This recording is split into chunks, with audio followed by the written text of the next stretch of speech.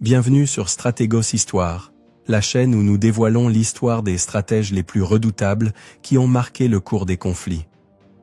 Aujourd'hui, nous plongeons dans la vie de Nikolaï Voronov, le génie derrière l'artillerie soviétique durant la Seconde Guerre mondiale. Un leader dont la précision et la vision stratégique furent décisives lors de moments cruciaux, notamment la bataille de Stalingrad. Avant de commencer cette histoire puissante, souviens-toi que ton soutien est notre meilleure munition. Laisse un like, commente, partage cette vidéo avec tes camarades d'armes et abonne-toi à Stratégos. C'est grâce à toi que nous continuons à conquérir de nouveaux horizons. Chargez les canons et préparez-vous pour cette épopée qui s'apprête à commencer. Première partie. Éducation et premières années.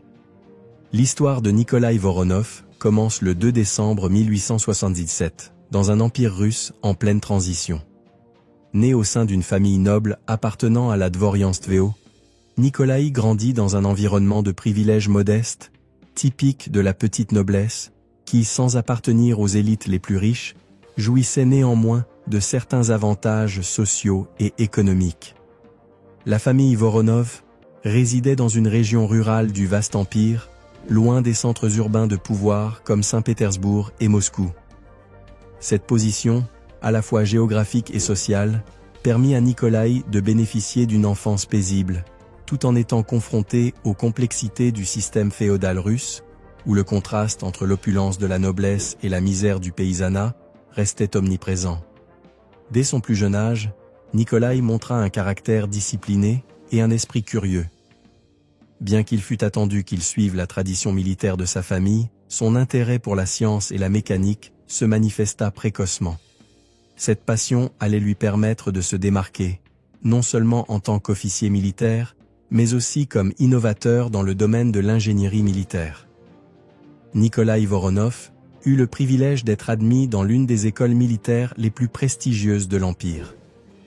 Ce type d'éducation lui offrit non seulement une formation académique rigoureuse, mais aussi un cadre basé sur la discipline et le sens du devoir. À cette époque, les écoles militaires russes mettaient fortement l'accent sur l'ingénierie, les mathématiques et les sciences appliquées, un enseignement idéal pour un esprit aussi porté sur la technique. Durant son passage à l'académie, Voronov se démarqua rapidement parmi ses camarades. Son aptitude à résoudre des problèmes techniques complexes attira l'attention de ses instructeurs, qui l'orientèrent vers des spécialisations en mécanique et en technologie militaire.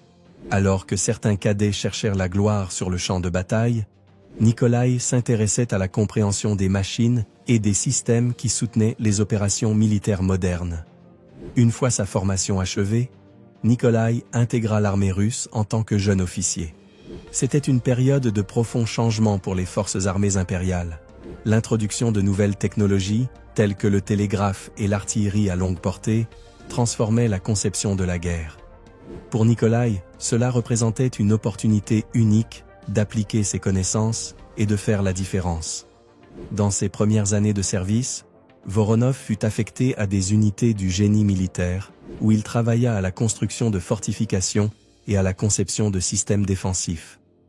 Sa capacité à allier théorie et pratique lui valut rapidement le respect de ses supérieurs. Alors que d'autres officiers se concentraient sur les manœuvres tactiques, il développait des solutions techniques, améliorant l'efficacité et la sécurité des troupes sur le terrain. À la fin du XIXe siècle et au début du XXe, la Russie traversait une période de grande instabilité. Bien que sous le règne autocratique d'Alexandre III, puis de Nicolas II, le pays sembla stable, les tensions sociales et politiques s'accumulaient. Le paysanat, accablé par un système économique archaïque, souffrait, tandis que dans les villes industrielles, de nouveaux mouvements révolutionnaires, inspirés par les idées marxistes, prenaient de l'ampleur. Dans ce contexte, la petite noblesse, comme celle de la famille Voronov, se trouvait dans une position ambiguë. D'un côté, elle bénéficiait encore de privilèges, mais de l'autre, elle voyait bien que le système qui la soutenait était menacé. Pour un jeune officier comme Nikolaï, ces tensions ajoutaient une couche de complexité à sa carrière militaire. Tout en servant le régime tsariste, il était témoin des changements sociaux qui menaçaient l'ordre établi. La fin du XIXe siècle fut également une époque de progrès technologiques majeurs à l'échelle mondiale. Les grandes puissances européennes rivalisaient pour développer des armes plus avancées. Bien que la Russie, en retard par rapport à l'Allemagne ou au Royaume-Uni, tenta de moderniser son armée, elle peinait à rattraper son retard. Dans ce contexte, Nikolaï Voronov, grâce à sa formation technique, trouva parfaitement sa place dans cet effort de modernisation. En tant que jeune officier, il participa à des projets visant à améliorer l'artillerie russe et à adapter les stratégies militaires traditionnelles aux nouvelles réalités technologiques. Bien que ces innovations en soient encore à leur début, elles jetèrent les bases de ce qui allait devenir une carrière dédiée à l'amélioration de l'efficacité militaire en Russie. Au fil de sa carrière, Voronov se distingua non seulement par ses compétences d'officier, mais aussi par sa capacité à anticiper l'évolution de la guerre. Il comprenait que les conflits futurs ne seraient pas seulement remportés par des soldats bien entraînés, mais aussi par une technologie supérieure et une stratégie fondée sur la science. Cette période coïncida avec la montée des tensions internationales qui allaient se mener à la Première Guerre mondiale. La rivalité entre les grandes puissances européennes, les conflits dans les Balkans et la militarisation croissante des États européens faisaient planer la menace d'une guerre imminente. Bien que Voronov fût encore loin des responsabilités stratégiques qu'il assumerait plus tard, ces événements façonnèrent sa vision militaire et le préparèrent aux défis à venir. À la veille de la Première Guerre mondiale, Nikolaï Voronov s'était imposé comme un officier prometteur au sein de l'armée russe. Son expertise technique, sa discipline et sa vision stratégique en faisaient une figure clé de la modernisation des forces armées impériales. Cependant, il était aussi conscient des nombreux défis auxquels son pays faisait face. Une hiérarchie rigide, des tensions politiques internes, et une armée nombreuse mais technologiquement dépassée par rapport aux autres grandes puissances européennes. Cette période marqua le début d'un parcours qui allait mener Voronov à jouer un rôle crucial dans les plus grands conflits du XXe siècle. Son histoire, enracinée dans les traditions de la noblesse russe, mais tournée vers l'avenir, témoigne de la manière dont certains individus peuvent influencer le cours de l'histoire. Dans le prochain épisode, nous verrons comment Voronov affronta les épreuves de la Première Guerre mondiale et se consolida comme une figure incontournable de l'histoire militaire russe. Deuxième partie, Première Guerre mondiale. Lorsque la Première Guerre mondiale éclata en 1914, l'Empire russe entra dans une ère de mobilisation sans précédent. Des millions d'hommes furent envoyés au front, et l'armée russe, la plus grande du monde en termes d'effectifs, se prépara à affronter les armées des puissances centrales dans un conflit qui allait déterminer le destin de l'Empire. Parmi ces hommes se trouvait Nikolaï Voronov, un officier déjà reconnu pour sa formation technique et sa discipline de fer. Pour Voronov, la guerre représentait à la fois un défi professionnel et une opportunité. L'ampleur du conflit et l'évolution rapide des tactiques et des technologies militaires offraient un terrain idéal pour qu'un officier de son profil se distingue. Toutefois, cela le plongea également dans un environnement marqué par les failles structurelles de l'armée russe. Un manque d'équipement, un commandement incohérent et une logistique défaillante. Au début de la guerre, Voronov fut affecté à une unité d'artillerie, un rôle qui lui permit d'appliquer ses connaissances techniques à l'utilisation des armes lourdes, un élément clé des stratégies modernes. Dès le départ, son approche méthodique et sa capacité à coordonner des opérations complexes le distinguèrent des autres officiers. Mais cela suffirait-il à surmonter les défis d'une guerre d'une ampleur jamais vue auparavant? Dans les premières années du conflit, Nikolaï Voronov devint un ardent défenseur de l'artillerie comme élément décisif sur le champ de bataille. La Première Guerre mondiale transforma en profondeur la nature de la guerre. Les charges massives d'infanterie laissèrent place à une guerre de tranchées et à des bombardements intensifs. Dans ce contexte, l'artillerie lourde devint l'élément central des offensives réussies. Grâce à sa formation technique et son esprit innovant, Voronov développa de nouvelles tactiques pour maximiser l'efficacité des tirs d'artillerie. Il introduisit des calculs de tir plus précis, permettant aux bombardements d'atteindre leurs objectifs stratégiques avec une précision accrue. Il implémenta également le concept de barrage roulant, une technique de bombardement progressif qui permettait à l'infanterie d'avancer sous la protection d'un feu constant. Ces innovations ne se contentèrent pas d'améliorer l'efficacité des unités sous son commandement, Elles servirent aussi de modèle pour le reste de l'armée russe. Bien que ces idées ne fussent pas immédiatement adoptées en raison de la résistance au changement au sein de la hiérarchie militaire, Voronov resta convaincu que la modernisation était vitale pour la survie de l'armée. En 1916, Voronov fut appelé à jouer un rôle crucial dans la célèbre offensive de Broussilov, l'une des campagnes les plus réussies de l'armée russe durant la guerre. Cette offensive, dirigée par le général Alexei Broussilov, avait pour objectif de briser les lignes austro-hongroises sur le front de l'Est et de soulager la pression sur les Alliés dans d'autres secteurs du conflit. Le plan de Broussilov était révolutionnaire pour l'époque, reposant sur l'effet de surprise, une coordination précise et un usage intensif de l'artillerie. C'est ici que Voronov joua un rôle majeur. Il fut chargé de superviser la planification et l'exécution des bombardements préliminaires, destinés à déstabiliser les défenses ennemies et à ouvrir la voie à l'infanterie. Sous sa direction, les bombardements furent plus courts mais plus intenses qu'auparavant, permettant de maintenir l'effet de surprise. De plus, Voronov améliora la communication entre les unités d'artillerie et d'infanterie, garantissant une coordination optimale lors de l'assaut. Le résultat fut impressionnant. L'offensive de Broussilov permit des percées spectaculaires, infligeant des pertes massives aux forces austro-hongroises et ébranlant leur capacité de combat. Bien que l'offensive n'ait pu être soutenue en raison de problèmes logistiques et d'un manque de renforts sur d'autres fronts, elle resta un exemple brillant de la manière dont l'innovation et la stratégie pouvaient compenser les faiblesses structurelles de l'armée russe. Pour Voronov, cette campagne fut un tournant dans sa carrière. Son succès confirma son statut de jeune officier prometteur, reconnu non seulement pour sa maîtrise tactique, mais aussi pour sa capacité à intégrer des idées nouvelles dans une armée encore largement traditionnaliste. Mais la guerre n'apporta pas que des victoires. Les campagnes interminables, les conditions extrêmes du front et les pertes humaines considérables laissèrent une empreinte profonde sur Voronov. Comme beaucoup d'officiers de sa génération, il se retrouva tiraillé entre son loyalisme au régime tsariste et la réalité d'un peuple en plein bouleversement. À l'approche de 1917, l'armée russe était plongée dans une crise croissante. Les défaites sur le front occidental, le manque de ravitaillement et la montée des idées révolutionnaires parmi les soldats menaçaient de désintégrer l'ordre militaire. Les mutineries et les désertions devinrent monnaie courante, et de nombreux officiers de carrière, dont Voronov, se retrouvèrent dans une position précaire. Malgré ce chaos, Voronov s'efforça de maintenir la discipline et la cohésion des unités sous son commandement. S'il était lucide sur les failles du système, il comprenait aussi que l'effondrement de l'armée signifiait la chute imminente de l'Empire. Malgré les difficultés, la guerre offrait encore des perspectives d'avancement. Dans un désespoir stratégique, l'armée promouvait rapidement les officiers les plus compétents pour tenter de stabiliser la situation. Grâce à son succès dans les campagnes majeures et à sa réputation d'innovateur, Nikolaï Voronov fut l'un des bénéficiaires de cette politique.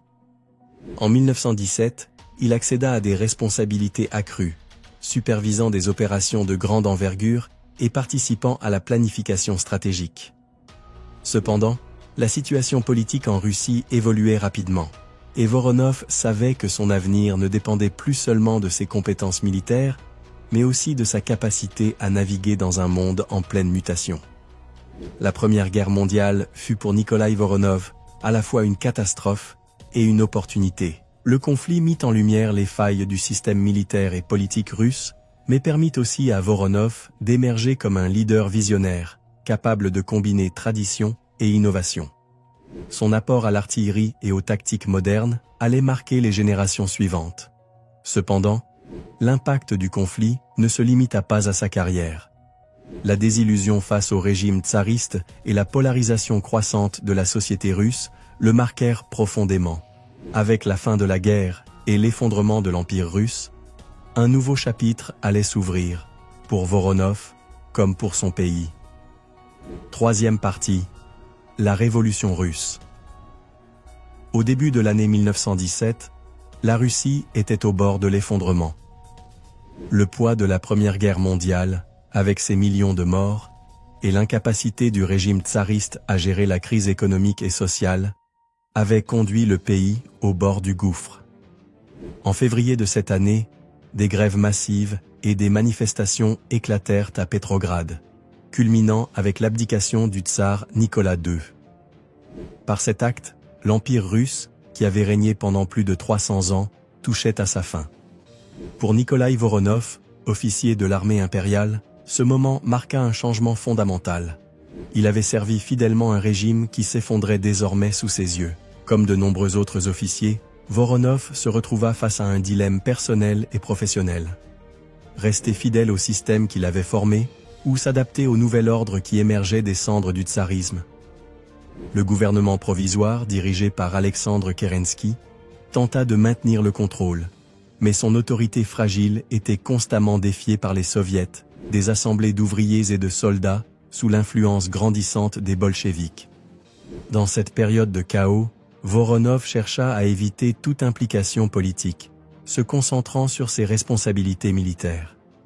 Cependant, l'effondrement de la discipline dans l'armée et la radicalisation croissante des troupes rendaient impossible d'ignorer les transformations en cours. En octobre 1917, les bolcheviks, sous la direction de Vladimir Lénine, prirent le pouvoir par un coup d'État, renversant le gouvernement provisoire. Pour de nombreux officiers, cet événement marqua la fin de l'ordre qu'ils connaissaient et le début d'une ère de chaos.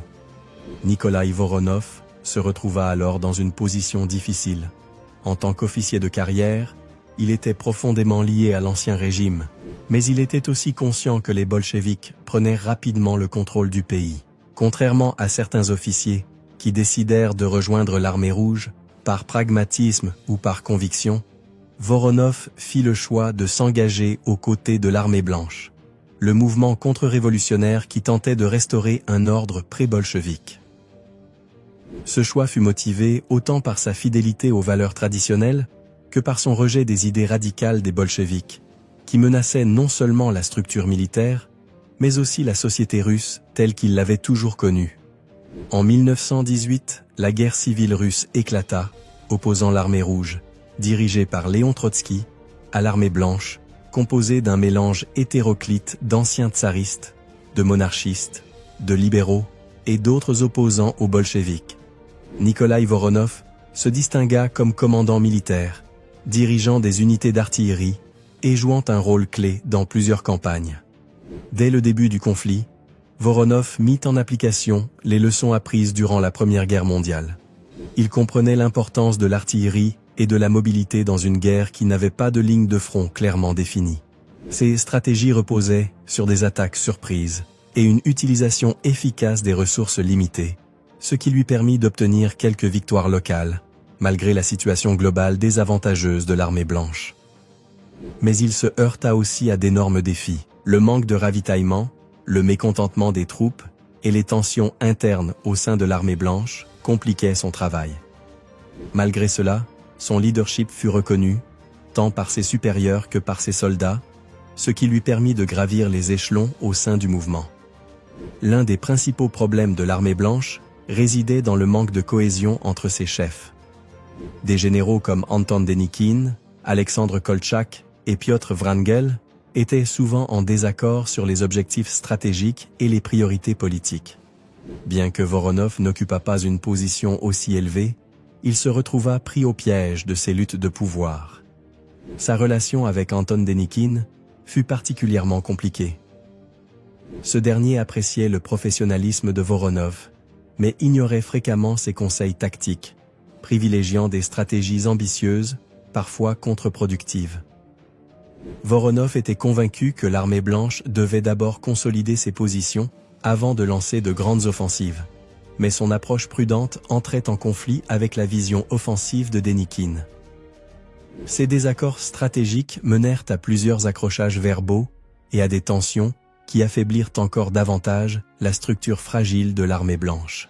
Malgré ces difficultés, Voronov resta fidèle à son engagement, tentant de maintenir le moral de ses troupes et d'accomplir ses missions dans un contexte de plus en plus désespéré. En 1920, l'armée blanche était en retraite sur tous les fronts. Le manque de soutien populaire, les divisions internes et la cohésion militaire supérieure de l'armée rouge menèrent à une série de défaites dévastatrices. Nikolaï Voronov fut témoin de l'effondrement progressif d'un mouvement en lequel il avait placé ses espoirs. Alors que les forces blanches étaient expulsées du territoire russe, Voronov dut faire un choix crucial: continuer le combat depuis l'exil ou abandonner la cause. Pour beaucoup d'officiers blancs, cette décision signifiait non seulement la fin de leur carrière militaire, mais aussi l'exil forcé et la séparation définitive de leur famille. La guerre civile russe laissa une marque indélébile sur Nikolaï Voronov. Bien qu'il eût commencé le conflit en tant que commandant respecté, sa réputation souffrit des défaites successives et des luttes intestines qui affaiblirent l'armée blanche. Malgré sa dévotion et ses compétences tactiques, il ne put empêcher l'inévitable effondrement d'une cause qui, dès le départ, était minée par ses propres contradictions. Arrivé à ce tournant de sa vie, Voronov entama une nouvelle étape, marquée par l'exil, la réflexion et la nécessité de s'adapter à un monde désormais méconnaissable. La chute de l'armée blanche ne signifiait pas seulement la fin de sa lutte contre les bolcheviks, mais aussi la clôture d'un chapitre entier de l'histoire russe. La révolution russe et la guerre civile furent une période de chaos et de transformation, redéfinissant le destin de millions de Russes, y compris des officiers comme Nikolaï Voronov. Pour lui, ces événements marquèrent à la fois l'apogée de sa carrière militaire et sa chute. Malgré son habileté stratégique et son dévouement, il fut incapable d'inverser le cours des événements dans un pays ravagé par la guerre et les révolutions. Quatrième partie, l'exil et la réinstallation en France. L'année 1920 marqua l'effondrement définitif de l'armée blanche. Après des années de combats brutaux contre l'armée rouge, les forces contre-révolutionnaires, mal ravitaillées et affaiblies par des divisions internes, subirent défaite après défaite. Alors que les positions blanches tombaient une à une, Nikolaï Voronov, comme de nombreux autres officiers, dut faire face à une dure réalité. La cause qu'il avait défendue avec tant d'ardeur était perdue. La chute de la Crimée en novembre 1920 fut le coup de grâce. Les troupes de l'armée blanche, accompagnées de milliers de civils, craignant la répression bolchevique, furent contraintes de fuir à l'étranger. Pour Voronov, quitter la Russie n'était pas seulement un acte de survie, mais une blessure profonde dans son identité. Il avait dédié sa vie à la défense de sa patrie, et il devait désormais l'abandonner, sans savoir s'il y reviendrait un jour. À bord de bateaux surchargés qui mettèrent le cap sur Constantinople, Voronov et ses compagnons commencèrent un exil qui serait aussi douloureux que la guerre qu'ils venaient de perdre. Le vent glacial de la mer Noire n'emportait pas seulement la défaite militaire, mais aussi le poids d'un avenir incertain. Après un bref séjour à Constantinople, Nikolaï Voronov finit par s'établir à Paris, où des milliers d'émigrés russes, fuyant les bolcheviks, avaient trouvé refuge. La ville, avec son élégance et sa vie vibrante, contrastait profondément avec ses expériences récentes de guerre et de chaos. Pourtant, pour Voronov, Paris n'était pas un réconfort, mais un rappel constant de tout ce qu'il avait perdu. Dans le quartier de Montparnasse, où se réunissaient de nombreux émigrés russes, Voronov commença à reconstruire sa vie. Les rues de Paris étaient peuplées de visages familiers, d'anciens compagnons de l'armée blanche, des aristocrates ruinés et des artistes cherchant à préserver la culture russe en exil. Mais pour un militaire comme Voronov, habitué à la discipline et au service, s'adapter à cette nouvelle réalité fut un défi monumental. La communauté des émigrés russes était diverse, unie par une nostalgie commune, mais divisée sur sa vision de l'avenir. Certains rêvaient d'une restauration du régime tsariste, tandis que d'autres acceptaient que la Russie ne serait plus jamais la même. Voronov, bien que profondément blessé par la défaite, rejoignit les cercles militaires et politiques qui tentaient de maintenir l'espoir d'une revanche depuis l'exil. Il assistait régulièrement à des réunions dans des cafés et salons, où d'anciens officiers discutaient de stratégie et rêvaient de reconquérir la Russie. Ces réunions, souvent empreintes d'idéalisme, rappelaient aussi les divisions internes qui avaient affaibli l'armée blanche pendant la guerre civile. Voronov, toujours pragmatique, s'efforçait de garder le cap sur l'unité et la préparation militaire, bien qu'il fût conscient que les chances de succès diminuaient chaque jour. La vie en exil n'était pas facile. Bien que Voronov reçut initialement un soutien d'organisations d'aide aux émigrés, comme le Zemgor, comité russe d'aide à l'étranger, il comprit rapidement qu'il lui faudrait travailler pour survivre. Il trouva un emploi en tant qu'instructeur militaire dans une académie privée et donna occasionnellement des conférences sur la stratégie militaire, partageant son expérience de la Première Guerre mondiale et de la guerre civile. Malgré ses activités, le quotidien était marqué par des privations. D'anciens généraux et officiers, qui avaient jadis commandé des armées, vivaient désormais dans de petits appartements ou des pensions modestes, loin du luxe et de la dignité de leurs années passées en Russie. Pour Voronov, cette nouvelle réalité était un coup dur pour son orgueil, mais aussi une épreuve de résilience. En exil, Voronov s'impliqua activement dans des débats politiques sur l'avenir de la Russie. Il participa à des réunions organisées par des groupes monarchistes et conservateurs, qui espéraient restaurer l'ancien régime. Toutefois, avec le temps, il commença aussi à adopter une approche plus pragmatique, comprenant qu'un retour au tsarisme pur et simple était peu probable. Lors de ces discussions, Voronov défendait une position intermédiaire. Il croyait en la nécessité d'un gouvernement fort pour stabiliser la Russie et la reconstruire après les destructions causées par la Révolution.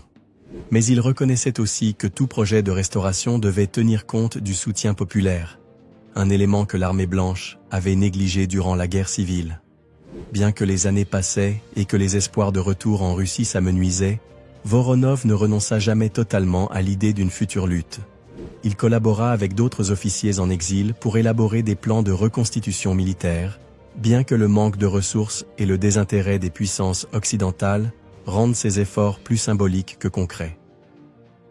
Dans ses mémoires, Voronov décrivit plus tard cette période comme un temps d'espoir brisé et de lutte silencieuse. Même si la cause semblait perdue, il continua à participer aux cercles militaires et politiques, convaincu qu'il était de son devoir de maintenir vivante la flamme de la résistance. Avec le temps, beaucoup d'émigrés russes finirent par accepter qu'ils ne reviendraient jamais en Russie. Pour Voronov, cette acceptation fut particulièrement douloureuse. Il avait consacré toute sa vie à servir la Russie et se retrouvait désormais dans un pays étranger, loin des terres qu'il avait juré de défendre. Dans ces dernières années, Voronov se consacra à l'écriture sur son expérience militaire et son exil. Ses mémoires n'étaient pas seulement une tentative de préserver l'histoire, mais aussi un moyen d'affronter la douleur et les pertes qu'il avait subies. Il y réfléchissait sur les erreurs de l'armée blanche, les divisions internes qui avaient précipité sa chute, et sur sa propre responsabilité dans le cours des événements. Malgré la distance, Voronov resta informé de l'évolution de la Russie soviétique. Il suivait avec attention les nouvelles, correspondant avec d'autres émigrés, partageant ses préoccupations. S'il rejeta toujours le régime bolchevique, il admit qu'il avait profondément transformé la Russie, pour le meilleur ou pour le pire. Dans un moment d'introspection, il écrivit « La Russie n'est plus celle que nous avons connue. Ni le tsarisme, ni notre cause blanche ne peuvent ramener ce qui a été. Mais, même à distance, nous restons une part de son histoire, comme une ombre qui marche à ses côtés. » Nikolaï Voronov passa ses dernières années à Paris, entouré de camarades en exil, partageant sa nostalgie et sa mélancolie. Il mourut dans les années 1930, loin de la patrie qu'il avait défendue, laissant derrière lui un héritage marqué par le sacrifice et la résilience. 5e partie. Dernières années. En juin 1940, Paris tomba sous l'occupation allemande. La ville, qui avait été un refuge pour des milliers d'émigrés russes après la révolution bolchevique et la guerre civile, devint un lieu de tension et de danger. Les Russes blancs qui y vivaient, dont Nikolaï Voronov et ses compagnons, se retrouvèrent dans une situation précaire. Pour Voronov, fervent anticommuniste et défenseur de la cause tsariste, le régime nazi ne représentait pas une solution, mais une nouvelle menace contre les valeurs qu'il avait toujours défendues. L'occupation mit à l'épreuve non seulement sa capacité de survie, mais aussi son identité, dans un monde de plus en plus hostile et fragmenté. Sous l'occupation, la communauté russe à Paris fut confrontée à des dilemmes moraux et politiques complexes. Certains tentèrent de rester à l'écart, tandis que d'autres collaborèrent avec les Allemands, cherchant une protection ou motivés par leur hostilité envers les Soviétiques. Voronov, cependant, choisit une voie plus discrète, évitant toute implication directe avec les nazis, tout en essayant de maintenir sa vie aussi intacte que possible. La vie quotidienne à Paris fut profondément transformée par l'occupation allemande. Les rues, autrefois animées et riches en activités culturelles, devinrent sombres et silencieuses. Pour Voronov, l'impact fut à la fois physique et émotionnel. La pénurie de nourriture et de ressources de base fit de la survie un combat quotidien. Les émigrés russes, qui luttaient déjà économiquement avant la guerre, se retrouvèrent dans une position encore plus vulnérable. La méfiance envers les étrangers compliqua davantage leur situation, surtout pour quelqu'un comme Voronov, dont l'histoire militaire pouvait le rendre suspect aux yeux des occupants allemands. Malgré les risques, Voronov garda sa dignité. Il continua de fréquenter discrètement d'anciens camarades, dans des cafés modestes de Paris, où ils évoquaient leurs souvenirs du passé et échangeaient des informations sur la guerre. L'espoir d'une Russie libre persistait, bien que de plus en plus lointain, dans un monde ravagé par le conflit. Parmi les émigrés russes de Paris, les opinions sur l'occupation nazie étaient partagées. Certains virent dans les Allemands un allié temporaire contre les bolcheviks, tandis que d'autres refusèrent toute forme de collaboration. Voronov, fidèle à ses principes, choisit de ne pas prendre parti, se concentrant sur sa propre survie et celle de ceux qui dépendaient de lui. Cependant, cette neutralité ne le protégea pas totalement. Les années de guerre laissèrent une marque profonde sur lui, physiquement et mentalement. L'homme qui avait commandé des troupes et élaboré des stratégies militaires se retrouva réduit à une existence silencieuse, évitant les dangers d'un régime répressif. Durant ces années sombres, Voronov se plongea dans ses souvenirs. L'occupation allemande lui rappelait les jours chaotiques de la guerre civile, lorsque l'incertitude et le danger faisaient partie de son quotidien. Il repensait aux décisions qu'il avait prises, aux batailles menées et aux pertes subies. Dans sa petite chambre parisienne, il rédigea des notes et des réflexions qui ne furent jamais publiées. Ces pages, empreintes d'introspection, dévoilent un homme marqué par l'exil, mais qui, malgré ses échecs et ses désillusions, n'avait jamais renoncé à ses principes. Avec la libération de Paris en 1944, la vie dans la capitale reprit peu à peu. Mais pour Voronov, les années de guerre avaient laissé des cicatrices indélébiles. Son état de santé, déjà fragilisé par l'âge et les privations, se détériora rapidement.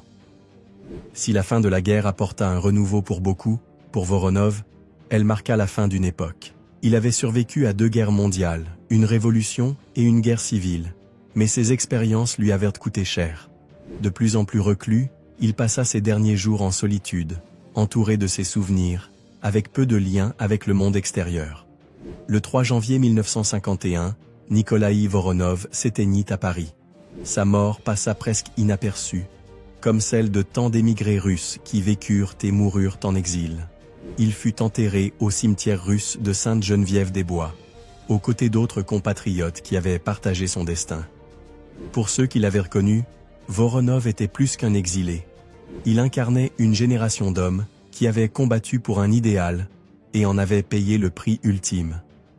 Bien que sa vie se soit terminée loin de sa terre natale, son héritage en tant que militaire et défenseur de ses principes ne fut pas oublié. L'héritage de Nikolaï Voronov est marqué par son rôle dans la guerre civile russe et par sa vie en exil. Il fut un homme fidèle à ses convictions, même lorsque tout s'écroulait autour de lui.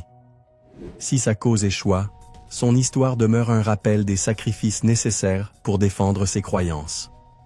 Avec le temps, les historiens et chercheurs ont reconnu la valeur et la détermination de figures comme Voronov. S'il n'atteignit jamais la renommée d'autres leaders militaires, son nom résonne encore dans les cercles qui étudient l'histoire de l'émigration russe et de la guerre civile. En Russie, sa figure a fait l'objet de débats, notamment dans le cadre des réinterprétations de l'histoire soviétique. Pour certains, il représente la résistance contre les bolcheviks et le combat pour une Russie différente. Pour d'autres, il rappelle les divisions internes, qui ont déchiré l'un des chapitres les plus douloureux de l'histoire russe. Nikolaï Voronov vécut à une époque tourmentée, affrontant des épreuves inimaginables. Son existence, faite de victoires et d'échecs, reflète la complexité de l'histoire russe et l'impact de l'exil sur ceux qui l'ont subi.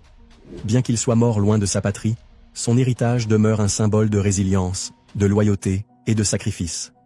Son histoire mérite d'être racontée, non seulement pour honorer le passé, mais aussi pour réfléchir aux conséquences humaines des décisions politiques et militaires qui changent le cours de l'histoire. Merci d'avoir suivi ce récit jusqu'à la fin. N'oubliez pas de laisser un like, de vous abonner si ce n'est pas encore fait et de partager cette vidéo pour que notre projet continue de grandir. À bientôt, frères d'armes.